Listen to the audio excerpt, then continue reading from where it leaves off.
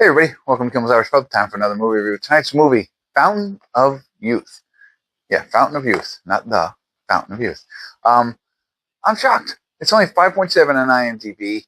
15,300 people rated it so far, something like that. So that's a pretty solid 5.7. That's not good. But it has John Krasinski in it. It has Natalie Portman and one of my top five favorites, Eiza González. You know, she's made it into my top five. So I don't know. And Domhnall Gleeson, I think, is also in this. And then it's about two estranged siblings who go searching for the Fountain of Youth. Sounds fun, like National Treasure kind of thing. Maybe Nicolas Cage will show up. I don't know. Probably not, but that'd be cool. I don't know. I guess I have higher expectations based on what it's about and who's in it. But based on what I hear, and even from the people that I watch on TikTok, they didn't like it either. So let's see. Maybe we might have a little bit of a different taste. Let's get into it and find out and see what we think. Stick around. I'll be back.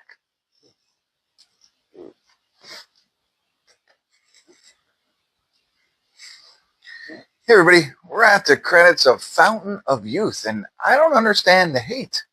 I don't know, what did I say? 5.7 I guess isn't as bad, but I thought it was what I expected. Now, again, I had higher expectations before I saw the reviews and stuff like that, or some of the TikTokers talking about it, so it knocked it down a little bit, but otherwise, it was just a modern day, like I said, National Treasure movie. With John Krasinski instead of Nicolas Cage, right? Or, throw in The Mummy, or Raiders of the Lost Ark. That's what you're getting, right? And so, I don't know. Guy Ritchie, it's a Guy Ritchie film, which I forgot to mention in the beginning. But the other piece of it is it's 2 hours long. It felt a little long, to be honest with you. I didn't think it needed. There was like some parts of the movie that drug on, just certain parts. I mean, I thought it had a decent pace, there was a lot of, running around the entire world, finding these clues on how to find the Fountain of Youth, right? That was what it was all about. So John Krasinski, is hired by Gleeson, I forget how you say his first name, Domhnall, whatever his name is, Gleeson. He's a billionaire, who's looking for the Fountain of Youth. He hires John Krasinski. John Krasinski recruits his sister, which is Natalie Portman. They are sons and daughters of a archaeologist, like like Harrison Ford from Raiders of the Lost Ark. Like they're you can say that they're the children from him. But and now he has passed away, but he kind of brings her back in. Natalie Portman's not really into the archaeology, into that game anymore. She's off doing her own thing, starting her own family. She has a son, working through husband kind of stuff, whatever, kind of pulls her in. So they're going around the world, finding clues, stealing paintings, Bibles, all this stuff to figure out where is this Fountain of Youth. Fun, you know what I mean? Like just interesting. I mean, if you're a history buff, you might even enjoy it a little bit more. You're like, I didn't know anything that they were talking about. But then Eiza González is like tracking them down. So she's like trying to stop them from doing what they're doing, or trying to beat them to get to the, you don't quite understand. She's part of the B team, like not on their team, but trying to,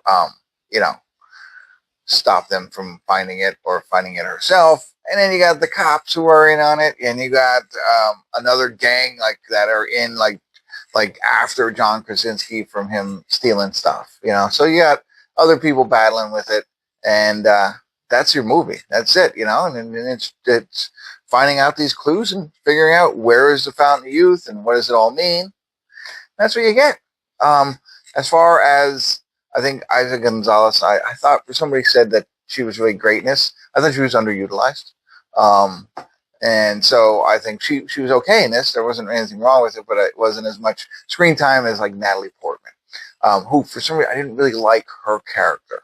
I got the point of it, you know what I mean? She was the reserved one, or the naysayer, she got out of archaeology for a reason, and now she doesn't want to be drugged back into it. Okay. And so, whatever. So I didn't like her character as much, but I liked John Krasinski's character. I thought he added some some funny lines to it. Now, there was no laugh out loud moments. There are more cute smile kind of moments. And, you know, all of it's completely unbelievable, just like National Treasure was. Like, all that stuff's not real. You know, they just, like, crazy stuff happens, you know, when you, or Goonies. Goonies is another one. You'll get the Goonies reference if you watch this late in the film. But there you go. So, you know, going into it knowing this is like a made-up kind of thing, I don't know, you know, historically accurate or whatever, I don't understand why people really didn't like this movie. I didn't hate it. I didn't. I thought it was worth a watch, and I'm glad. I mean, this was on Apple TV, right? Apple TV Plus, whatever. So there you go. If you like these action adventures that have some comedy in them, you know, that's not going to make you laugh out loud, but it's going to keep you entertained for about 2 hours, and you'll feel that 2 hours, then this might be the movie for you. There you go. That's all I got. I don't know if I was helpful, but I'm not hating on it like everybody else. That's it. Thanks for tuning in. Kimmel's Irish Pub.